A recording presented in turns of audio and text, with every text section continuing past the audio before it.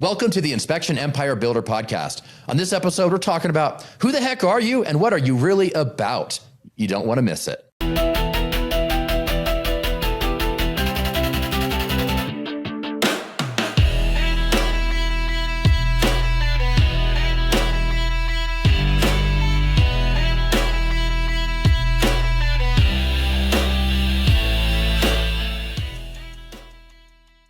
And welcome to the show. I'm so glad you tuned in today. On today's episode, we're talking about purpose and who are you and what are you doing? And is your life a life of meaning and significance? And today we have Kristen on the show. Kristen, how you doing? I'm doing great. Good. I'm so glad you took that time to tune in today. I know right now we're recording this just right before the IEB Unite conference, and you have a keynote talk, and this episode is probably going to air right after the Unite conference. It's coming right up. So you're free to do spoiler alerts on what you're going to talk about, because if anybody's listening and going to go to that conference, they will have already heard your talk. So good news on that. And how to live a purpose-centered life. So I want to talk to people about how do you stay centered in who you are and live a purposeful, meaningful life, and not get lost in profit, get lost in busyness, get lost in the pressures of running a business. And how do you use your business for the ultimate good, right? That's what I'm after. Is that I'm more concerned about, let's say you have a goal to grow your business and sell it. Well, I'm more concerned, not that you grow your business and sell it, but how, like, what is your journey going to be? And how do you remain intact through that, and whole, and still love people well in the midst of all of this, right? Yeah, absolutely. Because the grind of being an entrepreneur and a business owner, the weight that you have to carry, you don't really know what that weight's going to be until you have it. And when you think, I'm going to start a business, you have these aspirations. And then along the way, you have 10, 12 employees more. I don't know how big your business is, right? And then you got a bunch of employees and now all the chaos that comes along with that. And there's extra pressure and there's more moving pieces and parts. And in the middle of all that, yeah, you can kind of lose yourself in the middle of all that. And you're just waking up and grinding. And when you decide to start a business and you want like time freedom and financial freedom, because that's what you think it's going to be. You're like, yeah, I can have a little extra money and I can control my schedule. And nobody tells you, yeah, you get to choose which 80 hours a week you work, you know? And it's like, yeah, you get to choose them. Yeah. People. I always do a double check. They're like, yeah, I really want to I just want to start my own business so I have control over my time. And internally, I'm just like, oh my goodness. Oh my goodness. Aww, you're so cute. Aww. And in addition to the busyness, right? So I run a social enterprise, right? We help women come out of human trafficking through business, right? There's also what I've also found out, there's the ego involved, right? Like, you're in charge, I'm the CEO. It makes me feel important. It makes me have a sense, this is really vulnerable, right? A sense of power, right? And importance in the world, purpose in the world. Mm-hmm. And I also can easily get lost in that. Like we were just talking, right? Before we went on the air, that people would identify me. They don't know my name, but they know Rethreaded, and they would just call me Rethreaded, right? And people identify me as, oh, you're the Rethreaded lady. You're the Rethreaded lady. And my whole identity is that. Yeah. Yeah. Oh, that's so true. And people do that with home inspectors. They do that with pest control guys. They do that with lawyers. They do that with our identity gets wrapped up in what we do, not who we are. And it's like, wow, sometimes we lose our who because of what we do. Yes. And we don't want to lose that. And it's funny in our culture, in the United States, at least, when you're at any sort of party, you're at any sort of networking event, you're at any sort of event, and you're meeting somebody new and you talk, it's inevitable. Within the first couple of minutes, it's like, so what do you do? What do you do? And what do you do? And it's like, and I love to joke with that actually with people. And I was like, well, on Sundays, I like to go to church, football. On Wednesdays, I go play the drums. On this, I said, I guess what day of the week are we talking about? What I do. And then people are like, oh, I mean, like, what do you do for a living? Oh, yeah, I do home inspections, during the week. But whenever people ask what I do, I always throw in, well, I guess I like to do this. I like to do that. I list off my hobbies first and things that I like to do that aren't my work. I do that intentionally now. Which I love that. Because in our culture specifically, people want to assign what you do is like your career is your identity. Your career And, is your and identity. there's nothing wrong with like them wanting to know what you do for work. Obviously it gives them something to talk about. And, and so people will, but it's interesting to see how people will assign that to you. And then it's like, oh, it's Matt, the home inspector. Well, it depends what context you meet me in, well, now it's Matt, the drummer. I play the drums. It's Matt, the podcaster. Oh, it's Matt, the public speaker, it's Matt, the motivational speaker, Matt, the whatever. Right. And so it's the same thing. People assign that identity to us. And in some ways we will then, if we're not careful, we'll let that identity take over us and we'll lose ourselves in the process. Yes. And it's that's just, I've done that before. And I found that I was in a very unhealthy place when I had this moment in my career, right? I've been using business, right, in my whole adult life, right? I lived in Calcutta, India for 5 years. Me and my friends started a business in India, moved back to the States. I started Rethreaded here, which is a business that gives women a way out. And so I was 10 years into my career at Rethreaded, right? It started with an idea on a napkin, right? And just like poured my entire being into it for 10 years. And it's very successful. We've trailblazed a lot of new things, especially in our city, Jacksonville. And I got blessed with going on a sabbatical, right? So I outfitted my Honda Fit so I could sleep in the back. I'm going to go camping and I'm going to go far east as Maine and far west as Montana. And I'm about to leave, right? For 3 months, leave Rethreaded in the hands of who's now our COO. And I'm sitting in my car sobbing because like I am so afraid of what I'm going to find by myself in the woods. Yeah. No one. Right. And I'm letting everything go that I thought made me significant in the world. I'm going to let it go. Wow. And give the day to day over to CEO. And it was like this journey to like remember, right? I talk a lot about to remember who I was and what I, Kristen Keene, am created for and what my purpose is. And it's not Rethreaded, right? Right. It's that eat, love, pray moment, right? That movie or the book, right? Yes. And it's right. Yeah. I recently saw that movie and I was like, holy cow. Yeah. I think sometimes our identity gets wrapped up in whatever it is that we do and our do and our who are just different. We lose our who. Yeah. And I went through that recently myself.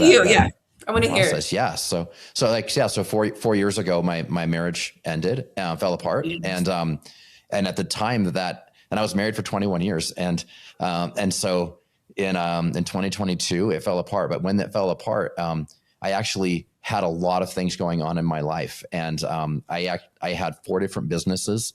I had 78 employees across the 4 different businesses.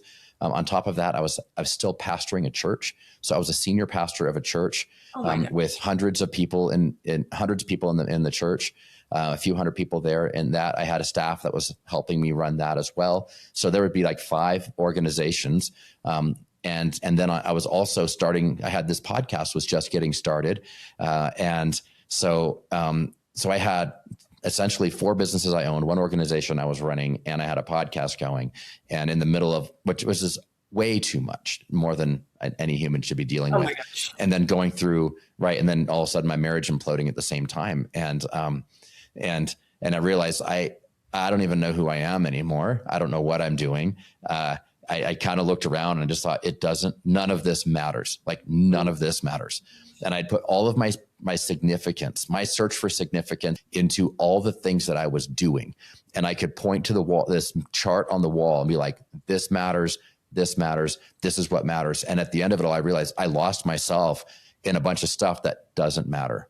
And so I sold off, shut down, resigned from the church. I am pastoring. I sold off one of the businesses. 2 of them I had to shut down. I kept the inspection business. I said, what's the bare minimum of what I need to exist? And I needed one thing at least to do for money to come in the door. And so I kept the inspection business. And in fact, the podcast had to take a break. And so for any of our OG listeners, and they're like, wow, it kind of stopped for about a year and a half. That's why I was in my own personal moment. Right. And on the other side of it now, I had to go through that like dark night of the soul of searching, right? Like, who the heck am I? And And now, like, I know I have a great purpose on my life, and I feel way better about who I am as a person, and my identity isn't wrapped up in what I do anymore. And it's a process. And I think I lost myself in all of that. And a lot of people paid the price. Cause right. Like, I mean, this is super vulnerable, but yeah, I'm saying this while we're recording, but hey, but like this was a moment where all the employees that worked for me, like one of the companies I just shut down, a bunch of people lost their job.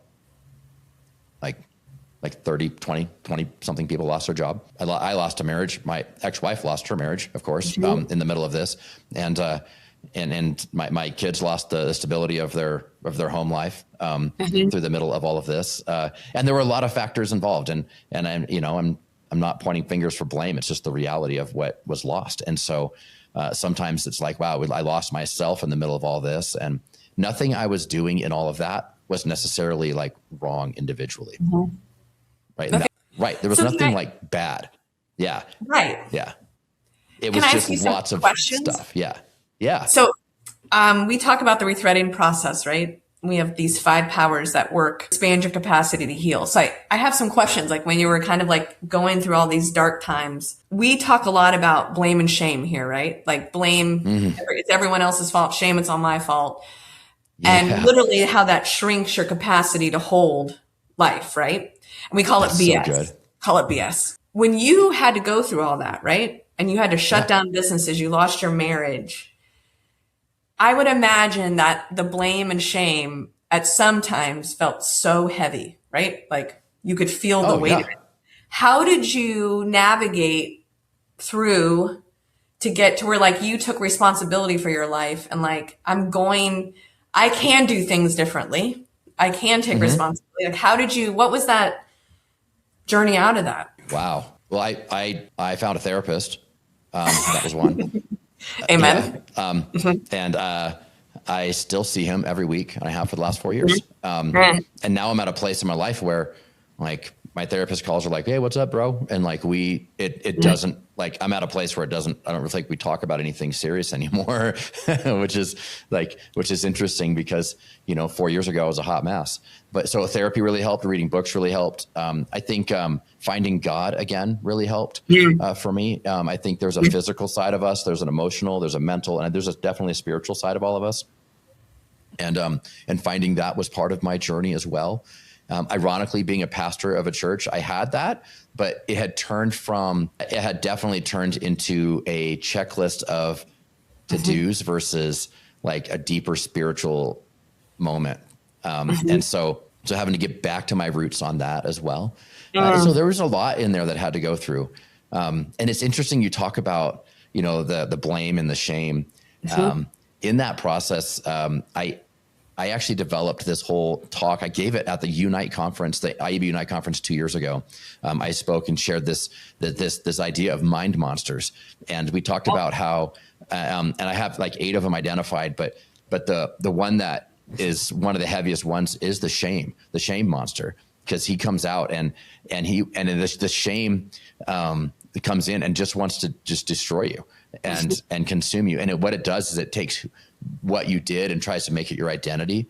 And so, and you see that shame monster crop up. And I think when you're helping women get out of sex trafficking and sexual abuse and all kinds of other things, the actions and steps that they're probably not proud of, and the shame monster would want to rise up and make it their identity, and it's like, no, I made a mistake. But shame would say, it's not that you made a mistake, it's that you are a mistake. And so if you embrace the identity of your mistakes as it's who you are, I think that's when shame really starts to get a grip on your life. And then it limits what you can do in this world. And I can look back to the last 10 years of my life and I can see, oh yeah, there was parts here that I made mistakes, and the blame side of it too, right? Like I can look back and say, you know what, I can see where my ex-wife made mistakes, and I can point out all of her mistakes where she made. And guess what? I have made mistakes. I can point out my mistakes where I made. I can point out to every organization, every business, everything that I did. I can point and say, well, here's where these people made mistakes, but then I can also be like, well, here's where I made mistakes. But there's a point where you just have to accept it and be like, that happened. I wasn't perfect. They weren't perfect. And there's no amount of blaming or shaming that's going to change what happened. Nope. And if you stay in blame and shame, I mean, that's what we talk a lot about, because blame and shame keeps you tied to the past, right? Because you're still of the past. But yeah, when you turn and you take responsibility, yeah, you can.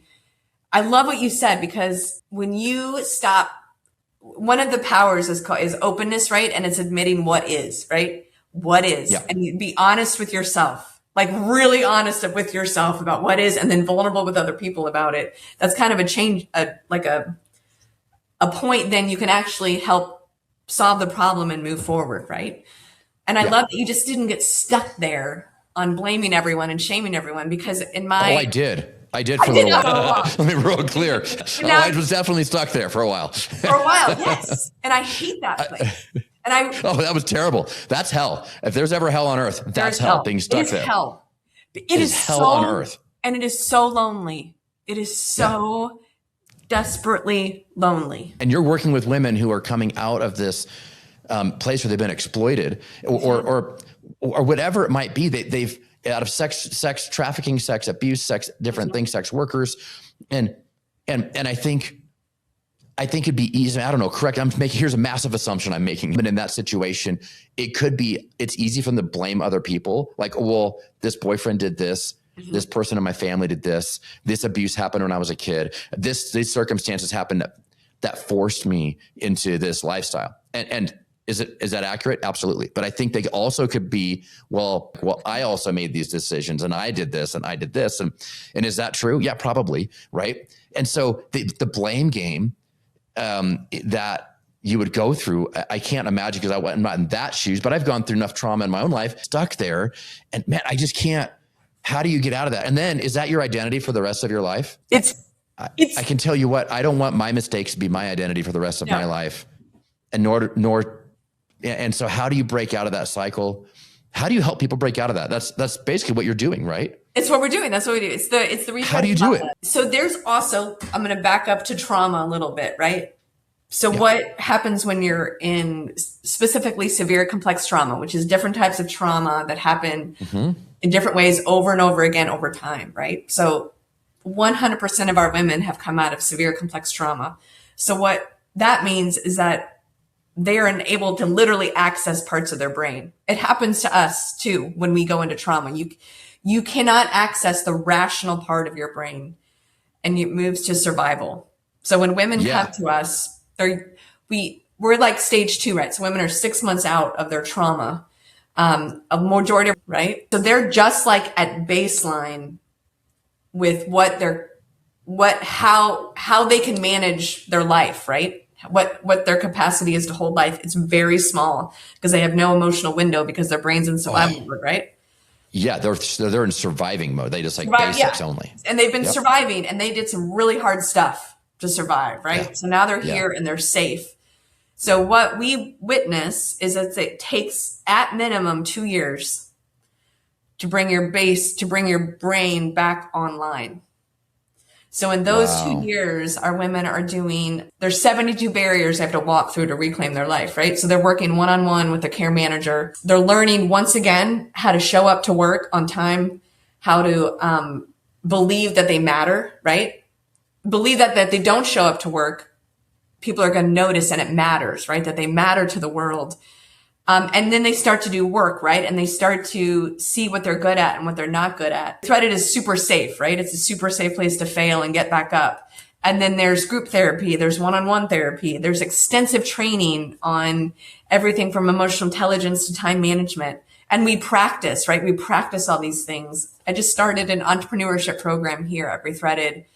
Found out so many of our women have like really amazing skills and they're artists and they have all these ideas. So it's like a safe place to try out the world of business.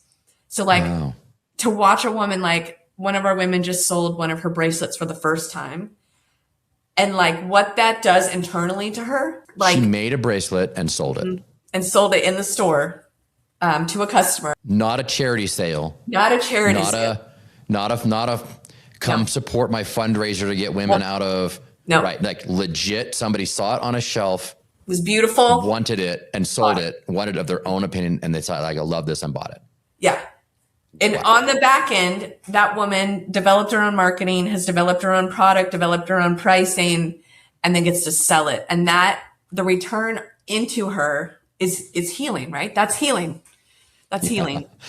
She brought value to the world. Yes. In a healthy way. In a healthy way. Measurable, tangible. Someone paid money. They literally brought value to the world, and somebody else thought her art was beautiful and valuable, and it wasn't tied to some sort of abuse situation.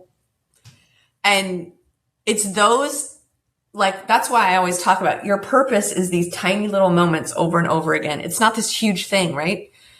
Healing happens in these tiny little moments over and over again. Living out your purpose is living out who you are in these tiny moments over and over again until it grows into significance.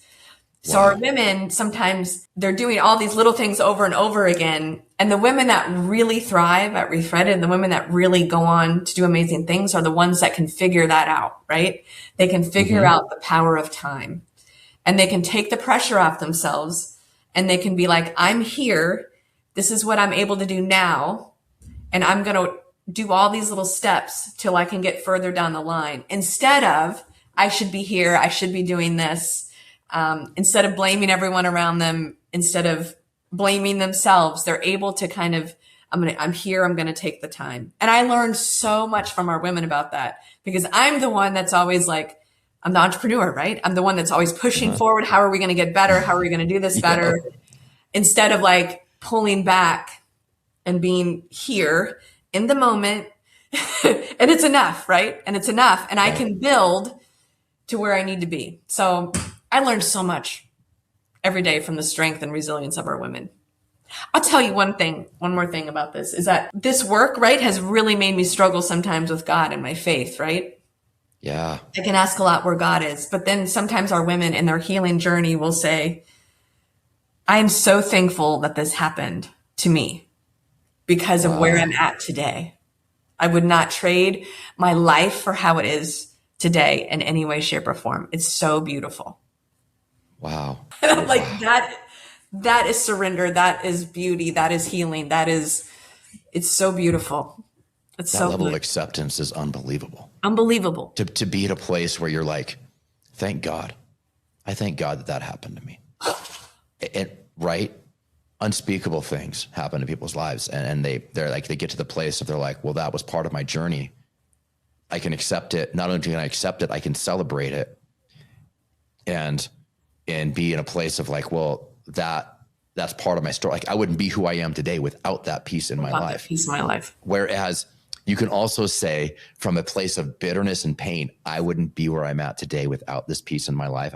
Mm-hmm. From a place of acceptance and success and growth and happiness and joy, and they can say the exact same phrase. I wouldn't be where I am today without that pain in my life. Wow. In I talk about the Rethreaded process a lot, but how you move out of blame and shame into taking responsibility for your life. There's 3 things, right? Courage, which is the willingness to be thankfulness, a deep gratitude for where you're at, for whatever it is, and then empathy. And the women that also figure out thankfulness are the ones that change the world, right? Yeah. I've learned so much, and I'll just put it in like little context. We have Thankful Thursday, and we go around twice the room every Thursday, and we just say what we're thankful for, right? So we've had women who say, I am so thankful that I get to pay my light bill. So now every time I get my light bill, I'm like, I am so thankful for my light bill because I can pay for it. We had a woman who had, she owns a home and like her pipes burst, and it was like thousands of dollars, right? And she goes, I am so thankful that I have capacity within myself to navigate this. 2 years ago, this would have shut me down and I would have given up and started using again. Like deep thankfulness for this. Wow. Thankfulness. And there's so much power in it. Oh my gosh, I learned so much. Yeah. That's unbelievable. Unbelievable. Wow. I mean, talk about having purpose in your life and seeing like change in people's lives in that way. That's just incredible. I love that. The whole idea of thankfulness and gratitude. I'm grateful for the pipes bursting and I'm grateful that I have the capacity to deal with this. I mean, are you at unbelievable. Are you at that point? I don't know if I'm at that point with some of the stuff that's happened in my life. I was like, I still Right? haven't like Some of the stuff. Yeah. I can tell you, like, one of the things that I'm grateful. This is like, I spent probably 2 years in a place, 2.5 years in a place of the blame and shame and all of that, going through essentially my entire world collapsing all at once. Really, like, just kind of everything collapsed. And I remember sitting in that place of, not healthy. And now I look back, and that was a catalytic moment in my life. Yeah. And although for 2.5 years I was not healthy and I was not doing things I should be doing, I was drinking too much a little bit. I started drinking in there to self-medicate some of my pain. I started, self-medicating in ways that were unhealthy. And in that season, I wasn't in a great spot, right? But I look back now and I see where I was then, who I was as a person then, who I am as a person now. I'm radically different, right?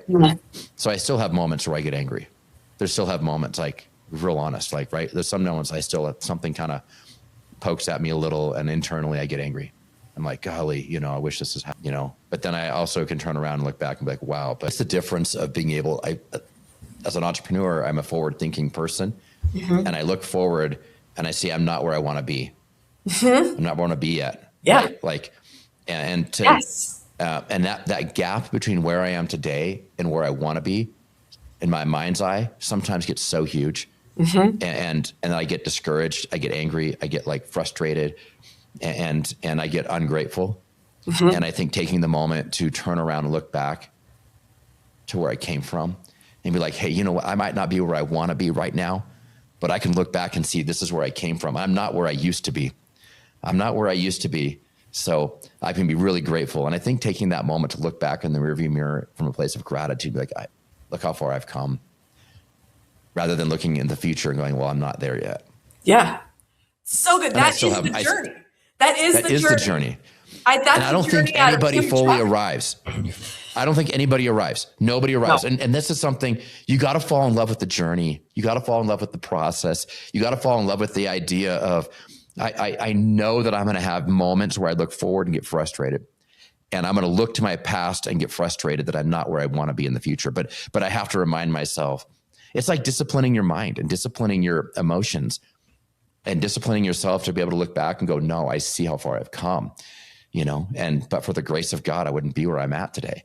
And I can look back and see people in my life that did me wrong, but I can also look back and see people in my life that have helped me on my journey and have done me right.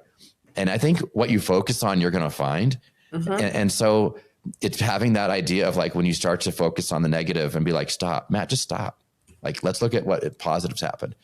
I thank God that these friends came into my life during this season. I thank God that these things happened. And for someone to go back and say, I thank God for the bad stuff that happened, like, that's huge. That's huge. It's huge. All right. So I'm going to shift gears just a little bit. You were packing up your car to go on your trip, and we never talked about your trip. Where did you go? Like, we got all distracted. It got all deep, like, really fast too. The trip was one of the biggest gifts I've ever been given in my life, right? I mean, I had 3 months, and I love nature, right? I'm an open water swimmer, so I go swimming as much as I can, like at sunrise on the beach here. I'm in Florida, right? There's no mountains. So my whole goal of my sabbatical was, like, to get deeply into the mountains and in nature. And I spent so much time. I'm single. I don't have any kids. I was just going to ask that. And how long single, ago did you do that? Kids is what? Yeah. How long ago did you do this? This was 3 or 4 years ago. And what it did inside me is still, like, I'm still having the fruits from it. Right. So, like, I remember the first night I'm in Virginia, my first night camping by myself in Shenandoah Valley National Park. And I light a fire and I just sit there, and there's no phone service. So at one point I, like, picked up my phone just to, like, feel it scroll. Didn't have any service. I was so used to my phone. You're, like, petting it, like, soothing. I was like, precious. Yeah. Yeah. And it was still so scary. Right. Yeah. And then I had a series of camping trips with my friends all over the country. Ended up Fast forward 2 months, right? I'm in Montana, and something is happening so deep inside my heart that like I drive up to the mountains in Montana and I'm just sobbing because it's so beautiful. And I'm so at peace and I feel so much love and I feel so much connection. And it was around that time that I got blessed with it's called a life planning course. And they do a deep 3-day dive into what you want your life to look like. And part of that was finding your purpose, right? And giving words to your purpose. And that's when I got that purpose statement. And it's also when I found this piece of art, right? In Colorado, went to this art store and it said she remembered who she was and the game changed, right? It was like towards the end of my time that finally, like all the anxiety, all the pretense, right? All what thought I was going to give up, like kind of melted away. And I was like, I am Kristen Keen. Like I am created on purpose and just my existence has value, right? Like I can look at the mountains and like the mountains don't do anything and they're beautiful and they bring peace just from their existence, right? Yeah. Reconnected with God again, right? And remembered who I was. And then I have capacity inside myself that when life happens, I can have capacity to move forward in it, right? And not get stuck in blame and shame. So it was this, and I still to this day draw on the peace that I found and what I was taught about myself. Because I think I don't know if you experienced in this last season, right? When you're dead alone, right? You're dead alone. There is no one cheering you. There is no accolades. There's no achievement. And in that moment, when you can find peace and I can know love, right? Those are the moments that give me strength to continue to navigate this world, right? Yeah. Yeah. And there are those dark moments, dark nights of the soul, and those dark moments where, and it's like, whoa, okay. I think everybody goes through them from time to time. And there's these definitive transformative moments that every person goes through. And my dad used to say this all the time. He would say, hey, you're either in the middle of a storm, you're coming out of a storm, or you're about to go into another storm, and so why do you think though, like my coworker Jason says a lot, like the God of this era is comfort, because you can live your whole life kind of right now and not have any discomfort. Like we're so adverse to feeling discomfort that we do whatever we can not to feel it. I mean, my phone is my numbing tool, right? Yeah. But it's true. But the reality of life is life will happen. It does. You cannot avoid. It does. You cannot avoid it. Yeah. But there will be pain. This illusion world that it's never going to be painful. I don't know. Right. Like who told us that crap? Who told us that crap? Right. Who told us that life is not supposed to have any pain in it? Yeah. And because that's a lie. You will have pain. Pain is a part of life. Pain is a part of life. Success is part of life. Failure is part of life. And about 10, I can't remember the book I read. It was about 10 or 15 years ago. I read this book and I just sat in this moment for months, just cooking on this idea of my relationship with failure. And failure is going to happen. And what I do with failure, my relationship with failure matters. And what I do with pain, what I do with failure, it's going to happen. So you might as well accept the fact that people are going to betray you. People will cheat on you. People will fail you. People will disappoint you. So circumstances and situations won't go like you want them to. You will have moments where things don't hit your expectations. And it's like, it's going to happen. So the real deal is not whether it's going to happen or not. It's what am I going to do with it? And so this idea of my relationship with failure and disappointment and frustration and how am I going to process this and getting to the place of acceptance. And it's easy to point to, like, Albert Einstein had failed how many times before he found the actual light bulb, right filament or whatever. And so how many science experiments fail before you find success? And you can look at star athletes like Michael Jordan. And he talks about how many free throws he missed, how many game-winning shots he missed, how many things he screwed up, but versus like what the actual game-winning stats were. And they fail way more than they win. But they have this ability to overcome their failures and just keep going and getting better and better and better. And sometimes we feel like if there's something that's a hard thing in the road, like we don't want to, like, well, something in the world's not right because something hard happened. Which is and business, it's like, right? No, it's going to happen. I think it was Sarah Blakely that said, like, if you let it, business will be your greatest therapist. Because all of your strengths and failures come out when you're in leadership in business, right? If you let it. Yeah, for sure. Okay, so the Rethreaded organization, like we started off on this journey, and we went down this other, like, and this has all been really good. But on the Rethreaded stuff, right? So I know you have the Rethreaded organization. Mm-hmm. You're helping women get out of abuse, out of addiction, out of negative life cycles, and you're using entrepreneurial type ventures to do this. Mm-hmm. What's with the t-shirt thing, right? Like, okay. So I know enough about it, but I think what's up with the t-shirt thing, and how is this helping people? So Rethreaded, women come and they're employed with us 3 to 5 years, very long-term program. We can have up to 25 women in our program, and they're employed in one of our social enterprises. So we have a food manufacturing, which is we make candy. We make the best toffee in the world. We have a retail store where we sell the products we made and other products from around the world made by survivors. And then we have a production manufacturing center, and it's an upcycling manufacturing center. So people donate their t-shirts and we upcycle them into new products. Like if you're watching, is this going to be watched? We have it's a video. I have a scarf on made out of the t-shirts. And we make dog toys out of them, all kinds of products out of them. And then we also have a newly started company called, it's an industrial t-shirt rag company. There's a market for industrial t-shirt rags.